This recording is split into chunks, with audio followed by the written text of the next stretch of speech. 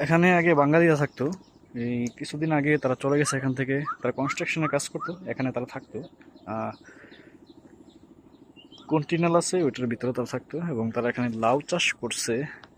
কত সুন্দর লাউ! কিন্তু তারা চলে গেছে, তাদের লাউ এখানে রয়ে এখনো আছে। দেখুন ছোট ছোট, ওইখানে বড় আছে, ওখানে একটা আছে। এগুলো সবগুলো ডিগ লাউ।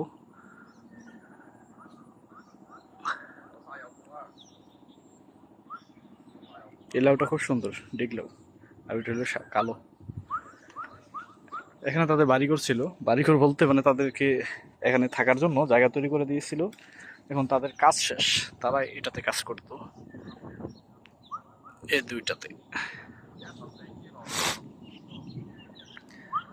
তারা এগুলা আজকে 4 বছর ধরে এগুলা তৈরি করেছে। কাজ ইতিমধ্যে শেষ এবং এখানে গার্ডেন তৈরি করা হবে বাচ্চাদের খেলাধুলা করার জন্য। তো তাদের বসবাস স্থল ছিল এই জায়গাটাতেই। তো দেখেন সবকিছু ভেঙে চুরমার হয়ে গেছে। তারা এখন চলে যাবে, এখান থেকে কাজ শেষ। এই জন্য সবকিছু ভেঙে আবার নতুন করে তৈরি করা, ভেঙে দেওয়া হয়েছে। এখানে বাচ্চাদের খেলাধুলার জন্য গার্ডেন তৈরি করা হবে।